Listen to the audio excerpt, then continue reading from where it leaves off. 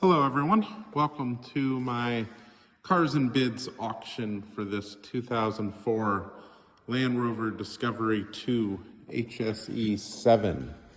This is going to be a exterior and interior walk around video only. I will have a separate cold start video, a separate driving video, and a short video of the car on the lift, and I'll film the underside of it. This has been my daily driver since about February of this year. Not too long. I've owned it since February of this year. I bought it on eBay from a gentleman named Jay Farlow, he owns a dealership in Atlanta called Atlanta on Wheels, or a Discotex. He's pretty, I don't want to say renowned, but well known in the Land Rover Discovery world. He restores and fixes and saves a lot of Discoveries and resells them.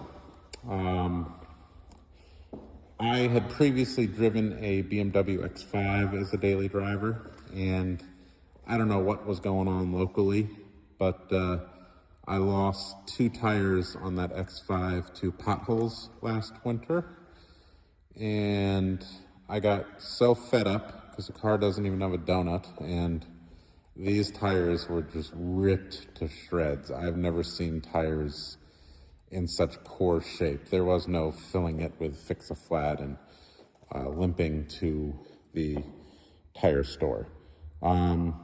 I basically brainstormed and said, what can I buy that has a full-size spare and that will go into a pothole and not think twice about it? And this is what came to mind.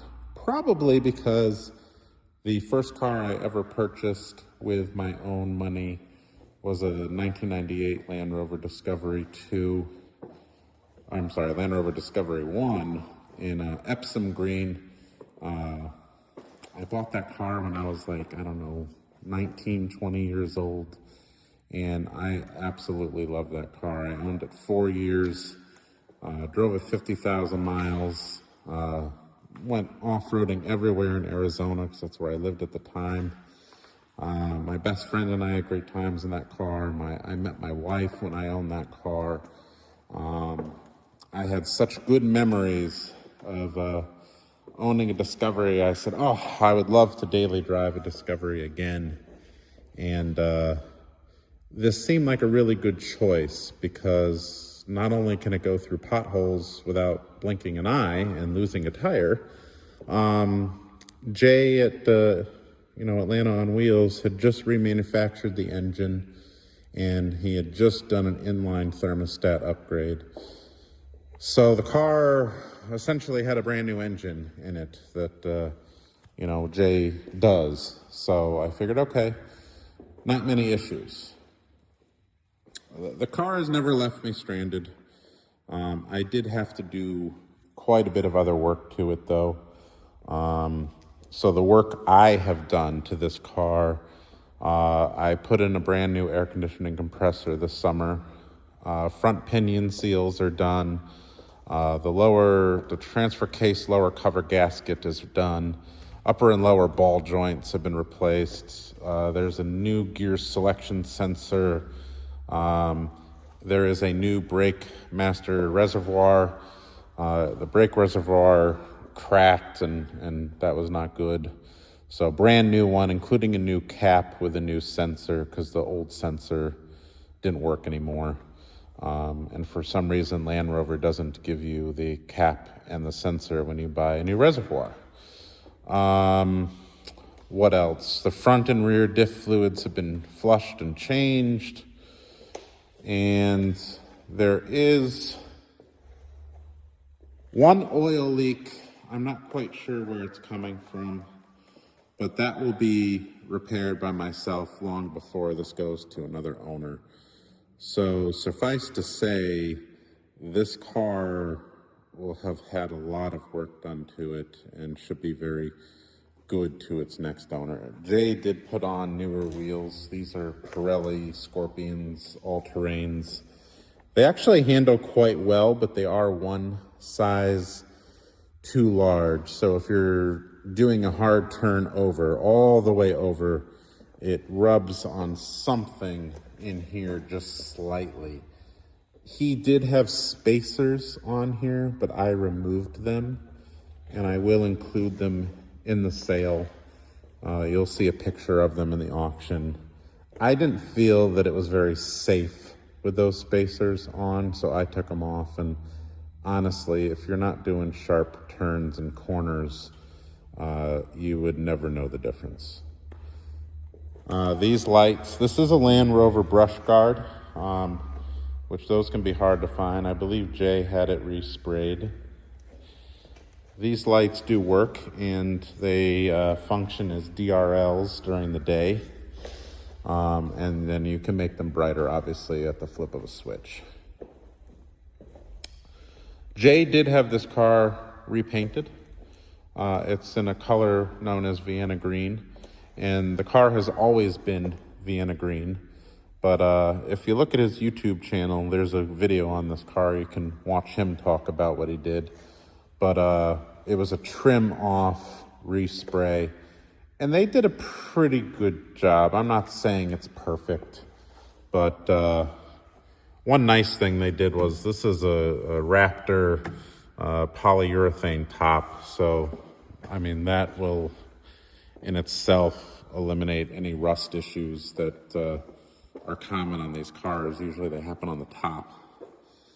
This car is, other than my ownership, is all Southern owned. So is not a New York car, is very clean underneath. And rust issues are not going to be something that the next owner is going to have to deal with on this. I drove it for 2 months at the end of last winter, and it's washed twice a week in the winter. Let's start to take a look around on the inside. I know I can be long-winded. I just like to try to be detailed. I will point out imperfections. This does have the rare 7-seat option and the more rare rear air conditioning. These headrests fold down, then your back seats, passengers have a headrest, but then you see air vents here, one on both sides. Obviously, 2 moonroofs that open in the Discovery.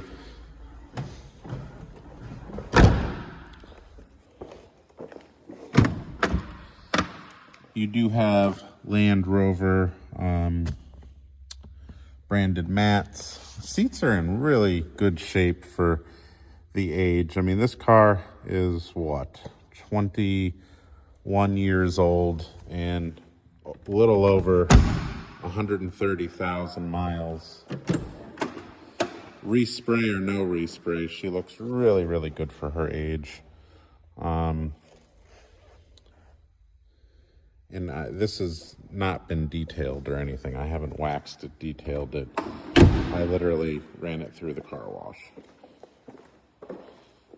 To start pointing out imperfections, we'll start on the windshield. This is a heated windshield, and this is a chip here. This chip has always been this size. It has not gotten any larger. It's not big enough to fail a New York State safety inspection, and it doesn't really bother me, hence why I've never had it placed.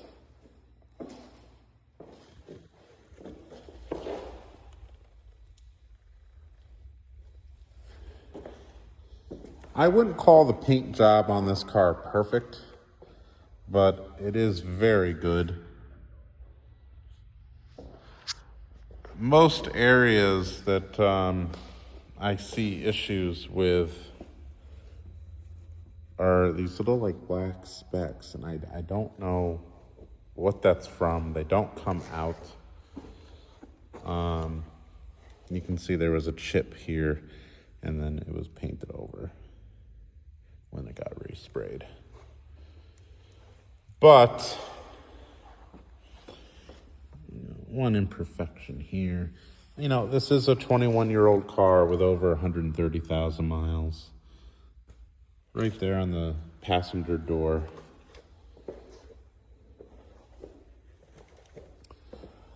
I'm almost certain this marking here is from, I don't know what that beeping is. When they were putting on the polyurethane top, I don't know what else that could be from. But it's in several areas. You notice it up here. You can feel it. So I have a feeling if someone had this car, you know, detailed and had some paint correction done, those would probably all come out. This does have a very minor crack in it. Doesn't affect anything.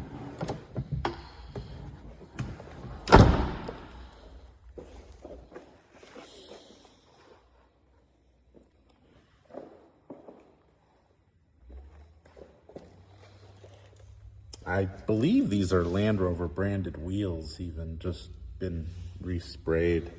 The black top and black wheels kind of give it a more modern look. I know a lot of cars now are doing different color tops from the body.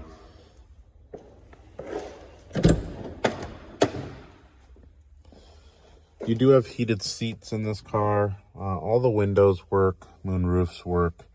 There is tinting on the moonroofs. And that tint I wouldn't say is in great shape. Those would clean up quite a bit if you remove the tint.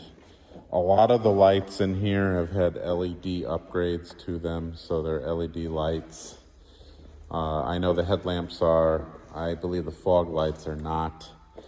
These turn signals are LED, and they were almost kind of blacked out. I think, again, adding to that look that Jay was trying to do. Why am I selling? I don't really want to. It's hard to part with any of my cars. But I don't need two Discoveries. And the things I don't like about Discoveries is they are gas hungry. If you're going to daily driver this car, figure on 10 to 12 miles per gallon. Maybe 13, 14 if you're very, very lucky, going maybe 60 miles on a freeway, you know, miles per hour. And they take premium fuel, so not the cheapest cars to have as a daily driver. And like I said, I own two Discoveries, so I don't need to. If I want nostalgia, I can drive my other one. I have a 2019 Range Rover now that, while I miss having 7 seats, is a little bit more comfortable to drive in. But stay tuned for the other photos and videos. Always ask any questions. And thanks for looking at the auction.